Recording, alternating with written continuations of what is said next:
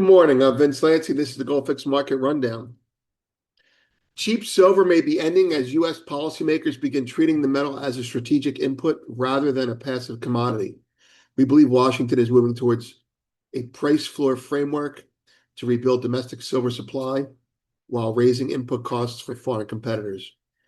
Goldman says central banks are waiting for calmer prices while U.S. investors are chasing upside through call options and physical buying. And finally, with regards to what happened on Friday, Citi says Trump's temporary 15% global tariff under Section 122 follows the Supreme Court strikedown of IEEPA tariffs and may stay in place for up to 150 days. Ongoing uncertainty and refund ambiguity are modestly negative for bonds and the dollar, while potentially supporting gold, steeper treasury curves, and higher inflation expectations. That and more. Let's start with the markets. 10-year yields are down 1. The dollar is up 3 after being down most of the night. The S&P 500 is 68.78, down 32. The NASDAQ is down 62. The VIX is 2034, up 1.2 points, 1.3 points. Gold is up $40 at 51.48. Silver is 86.52, up $1.90. Was up about 2.20 on the highs. Copper is down almost 4.75 cents. WTI, after getting hit on the open from the lack of war, is now back up around 28 cents, 66.74. Natural gas 334, up 5 cents and change. Platinum up 15, $16 at 21.73. Palladium 17.67, up 2 and change. Gold, silver down a little bit, and grains are all off about a penny to a penny and a half. Beans are down over 8 cents. Bitcoin down on 1,400 points, but potentially nearing a bottom. We'll talk about that in the charts today. Here's the main story. The United States is exploring price floor mechanisms for critical minerals, such as silver, to support domestic industry and reduce reliance on foreign supply chains.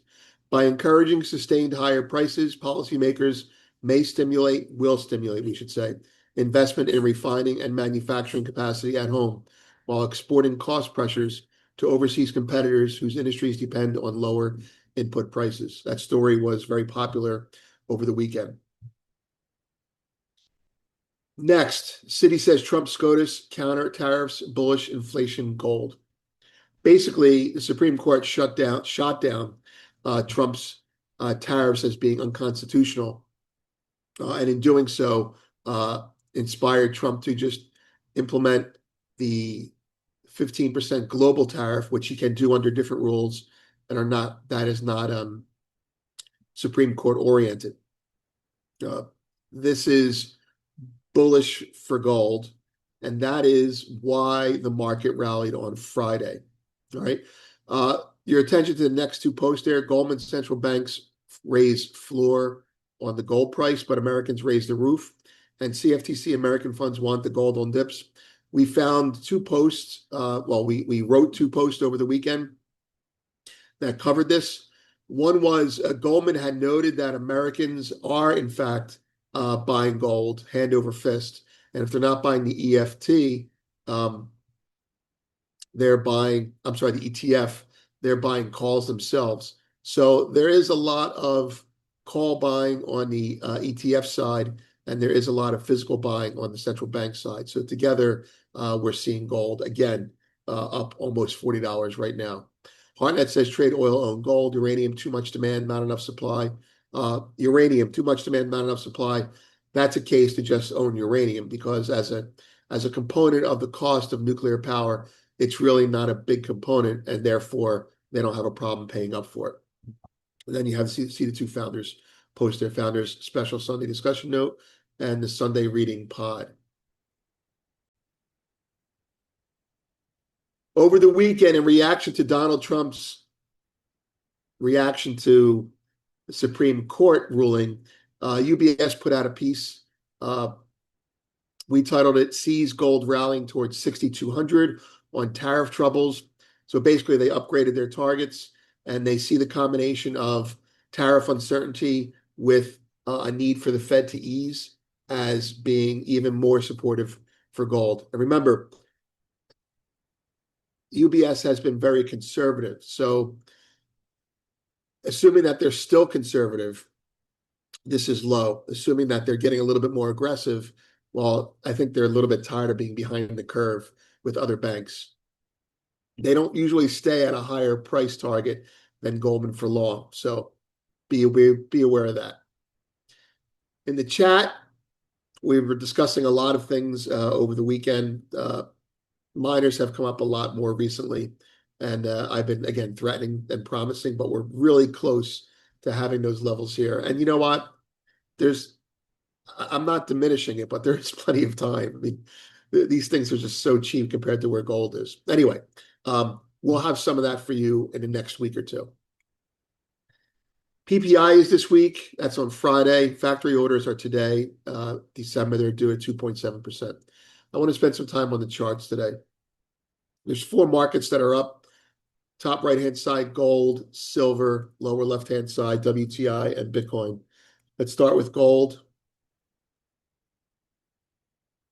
All right, so there's your dip buying, knife catching, knife catching, knife catching, knife catching, and now the market is higher. So it looks to me like there really aren't any shorts in gold. I mean, there really aren't any sellers in gold. There are just shorts.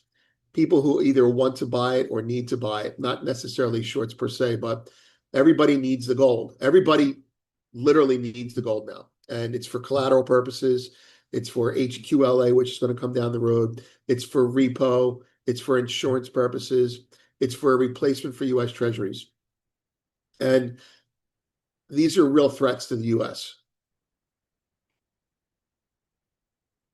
Silver is a similar formation, although at a lower area, which, by the way, I know that everybody who follows our work here knows that I'm bullish neutral as opposed to being neutral bullish, which I was a week ago. And I'm getting a little more bullish as we rally. I'm taking my position and I'm just kind of skewing it a little bit more bullish. And the reason I'm doing that is because if we get into this area here between 89 and 90, there's a good chance we could skate again up to, I can't believe it, 110. But I mean, what I feel, my opinion doesn't matter. This is what the chart says. If we get above 89.90, we could skate to 94, and then above 94, there might not be anything in the way of us going higher. I want, those of you who are familiar, I want to call this a measured move. It's not, because you have all this here above you. But the thing is, we didn't really work coming down. We just collapsed. So there's really not going to be a lot of selling in here. There really isn't. There's going to be buying. See this long candle in here? There's going to be buying. There's probably not going to be selling. All that selling got out in here and then got out in here. It really would be something to behold if we got above 90 and then got above 94. But wow, very good, very good, very encouraging. I'm just giving you the numbers. My position keeps getting more and more bullish as we go higher, which means I'm watching when the market gets to 90, if it gets to 90, how it acts. And then I'll either go all in, parlay, or take profits. It depends. WTI. WTI wants to go up. And that's an abused cliche. People say what it means is that this is bearish news, the fact that we didn't have an attack with Iran and oil sold off, and now it's back above unchanged. So on bearish news, the market is responding very constructively. And on bullish news, this thing will probably rally a couple of dollars in a heartbeat. So constructive on oil. It wants to go up. Bitcoin, not calling the bottom. I am saying, though, that it's on our radar now. It hasn't been on our radar in a long time. The radar now is above 71,000 and change is probably very bullish, up to 90,000, and below 65,000 and change is probably very bearish, especially if it gets below 56. So we're in a congestion area now. It's catching its breath, and it's setting up for one of those VBS moves that I like to talk about so much. That's it. I'm Vince. Have a great day, and stay warm and stay out of the snow if you can afford to.